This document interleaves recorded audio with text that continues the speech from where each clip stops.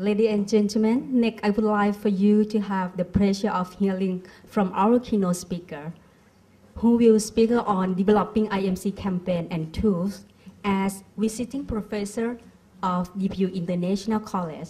She is senior lecturer postgraduate program Marketing Communication, School of Professional Communication, University of Canberra, Australia.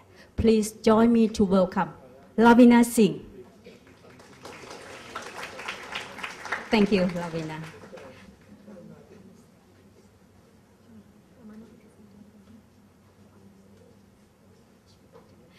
ดิฉันขออนุญาตเรียนนะคะว่าลาวีนาเป็นอาจารย์ของดิฉันเองที่ตอนที่ไปเรียนที่ University of Canberra นะคะแล้วก็ขอยืนยันว่าสิ่งที่ลาวีนาจะพูดต่อจากนี้ไปน่าสนใจมากๆดิฉันเองเป็นคนนำสิ่งที่ลาวีนาสอนตอนที่เรียนอยู่ที่ U of Canberra มาทำให้กับธุรกิจบัณฑิตเมื่อสมัยที่ยังเป็น Director ของ Marketing Communication ที่นี่วันนี้ลาวีนาคงจะได้แชร์ประสบการณ์กับทุกท่านนะคะลาวีนาย้ำว่า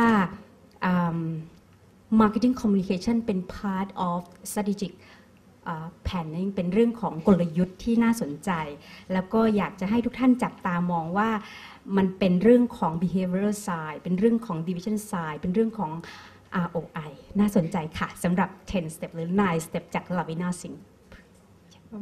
Thank you very much. Is that on? Can you hear me at the back? Okay. Well, thank you very much. Can I just say to BrandAge, thank you very much for supporting our profession. You're well advanced compared to Australia. We don't have this sort of relationship with our industry. So BrandAge, thank you very much for making a contribution to our profession. Okay, I'm going to present today a 9-point plan that was developed to position IMC as a strategic management function. And for all those of you that work in the profession, you are aware of the difficulty we have with budgets, about having to prove to clients that we are making a contribution to the return on investment, and they expect us to produce better market share, higher sales, more brand awareness, more brand recall with the money that they spend. So it was against this that this framework was developed, and it was taken to a decision science conference to be examined as a framework that we could use to make informed decisions. So in our profession, in a marketing communication sense, we've moved a very long way. We've moved from presenting to clients just on IMC tools, so if we're going to use media or we're using special events or sponsorship, now to a behavioral science where we talk about behavior, we see consumer behavior as a scientific way of addressing our clients' needs and addressing organizational needs. So it's against this backdrop that this 9-point plan was developed, and it's positioned as a strategic management function. Most of you will identify, most of you will be able to, you'll recognize the different steps. It's not difficult. They're things that you probably do on a day-to-day basis when you're talking to your clients, or on a day-to-day basis when you're preparing your IMC plans and strategies for your organization.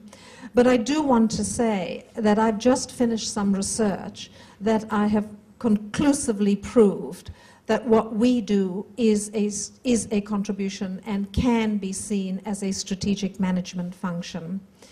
So for those of us that are in the field, I feel confident that we're going to grow. I've talked to a good few practitioners, professionals, and professional bodies in Thailand, and they believe that the sector is going to grow, that this is going to grow as a business function. So against that, these are the steps that we look at. Basically, we look at 9 steps. And the first step is assessing the situation, and I'll go into some detail. So it's just looking at what is the situation, what are some of the questions we have to ask. invariably we end up with lots of issues. We don't end up with one or two issues. If we sit down and talk about an organization's needs, we end up looking at quite a few issues, whatever the issues might be. But as we all know, in a day, in a year, we don't have budgets large enough to address all those issues. So we've got to choose the issues that we will be addressing. So that's the first point. So we analyze the situation, and it's a really intellectual exercise. It's an exercise of the mind. We're asking questions. We're trying to understand how our customers take that information into their mind. How is it that our particular brand holds a recall in our customer's mind? So we're looking at the science of information processing. What does consumer behavior tell us about how we process information? Against that is what do we have to tell our clients? And in IMC now, we talk about the outside-in models. We're talking about understanding what the consumer wants and then manufacturing or producing. No more we produce and we tell the customer to buy. The organization won't survive. So if you don't know what your customer wants, if you don't know what the consumer wants, you won't be able to produce. That's the second point. And the third point is then to bring these two together in understanding, in mutual understanding. So it's a win for the company and it's a win for the organization, for the customer. The customer gets what they want, we produce what the customer wants, and we make a profit. So the first part of this is the situation analysis, which is the most in-depth part of a IMC campaign plan. And the next thing we look at is setting an aim. What is setting an aim? The reason we've put this in is that we found that far too often companies prepare communication strategies and they don't let all the stakeholders know that this is what they're doing. So you could go into a store and ask for a product that's just been advertised, and somebody in the store at point of sale tells you, we don't know about it. And that's because the organization hasn't informed the people on the front line. So the aim is broad and it's abstract, but it has to be set. We then talk about setting goals. And in this particular strategy, in this particular plan, we look at it as what the organization has to do. What do we have to do to what end? So for example, we may have to undertake some research. So what research do we have to undertake? By what time? And what do we want to do this for? Now, the next step is objectives, and we focus that on the customer. And I just want to say that they're very important steps in our strategy, because very often we cannot measure what we have achieved out of our strategies. We cannot talk about the return on investment. We cannot tangibly say what we have achieved from spending that amount of money. This particular structure allows you to do that, provided you set the goals and the objectives clearly, so that they're time-bound, so that they have a percentage increase you're looking for, or a level of awareness, or whatever it is. And then we look at the target groups. And so the fourth step is the fifth step is looking at the target groups, where we look at who are we talking to. And again, it's important because quite often when we are sending out information to our customers, it's not only the customer who's making the decision. There is somebody else or some other person who is close to the consumer who can influence that decision. So we look at who else do we have to talk to. And then we look at how we design the message and what we should be considering with creatives, and then how much is it going to cost us, and then of course how do we implement, and finally how do we evaluate. So it's probably something that you're doing at the moment, and you may not be doing it in that order, you're probably doing it in another order, but what this does is that it just gives you a methodical, logical approach to coming down to a conclusion and designing your campaign. Okay, so that's the background. Let's have a look at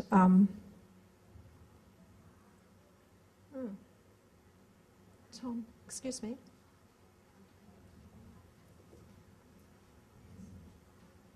Oh, got it. Thank you. I've got it. Thank you.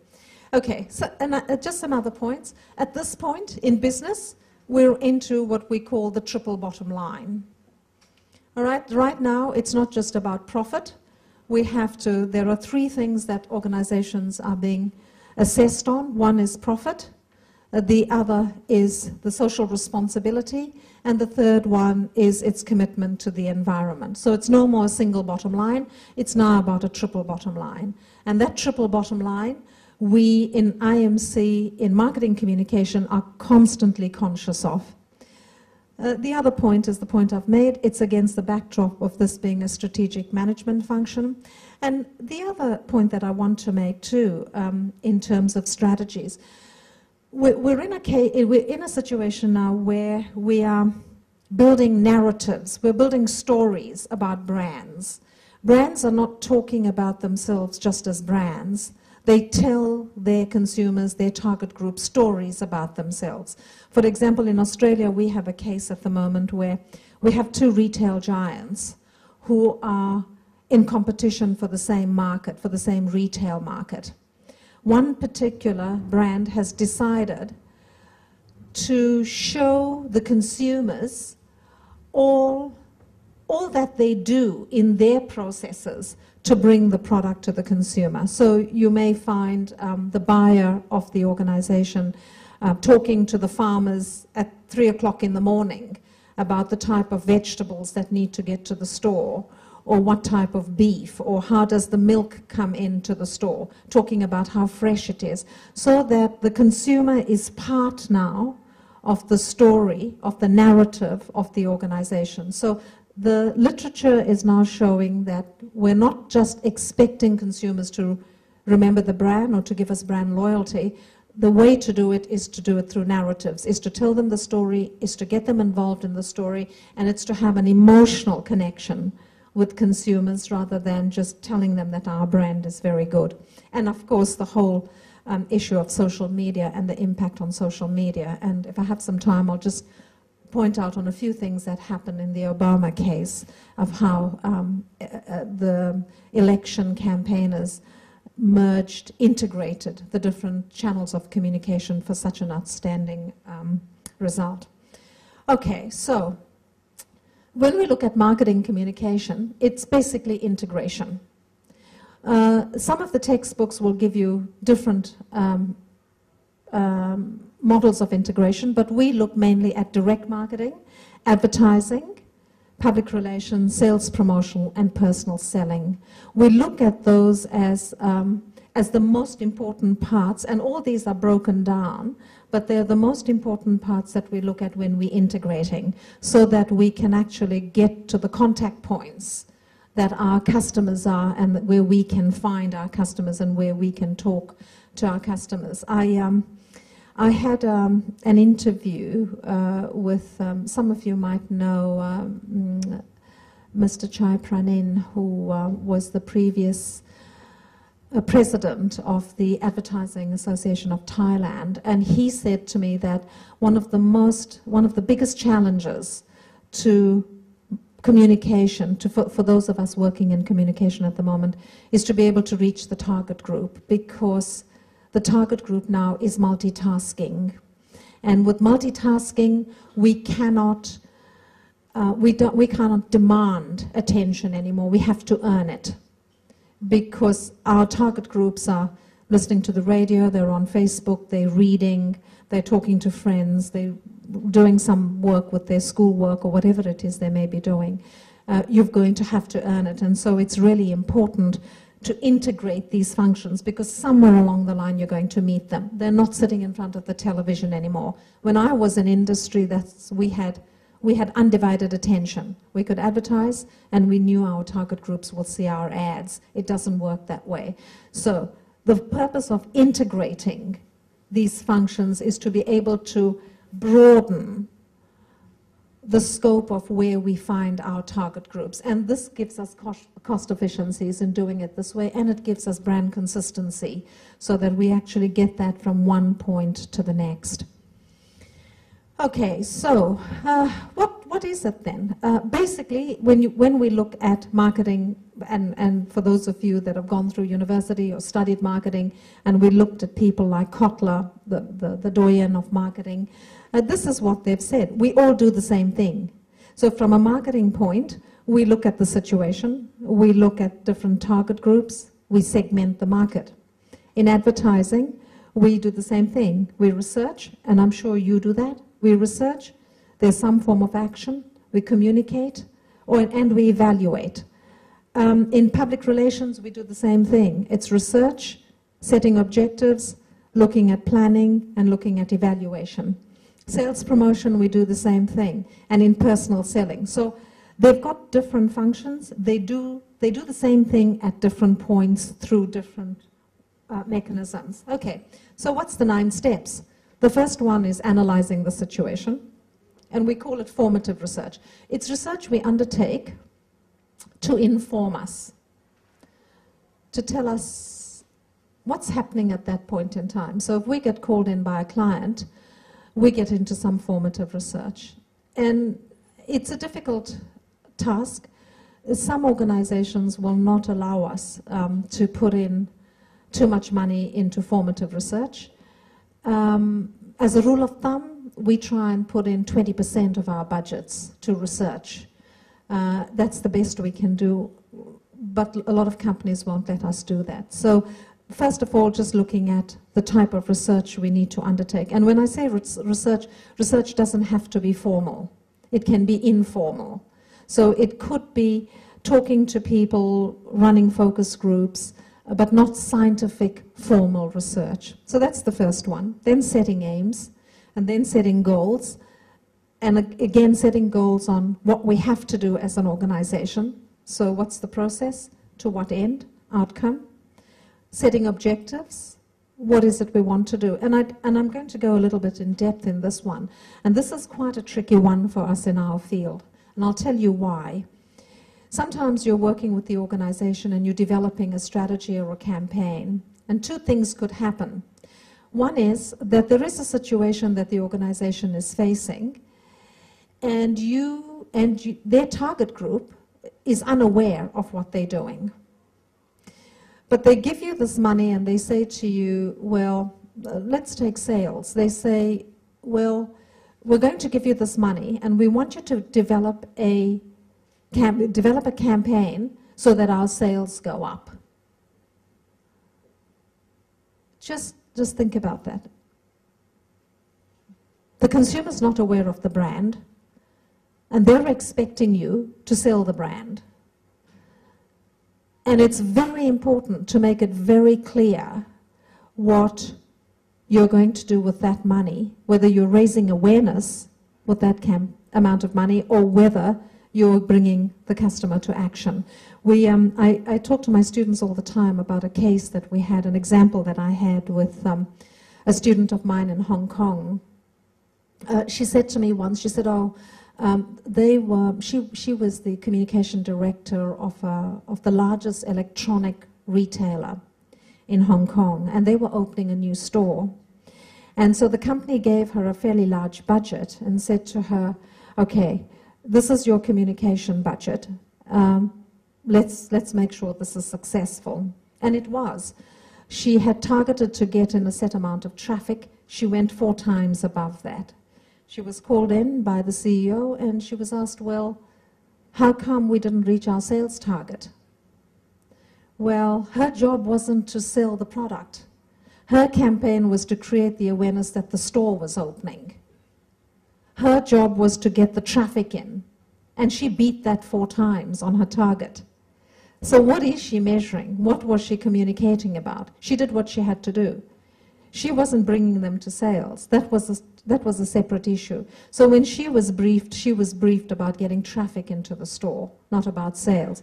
So setting the objective is very important so that you can sit around with your team or with your client to really get to know what is it you want to do with this money. Do you want to first create an awareness of the brand and then to action, then to go in?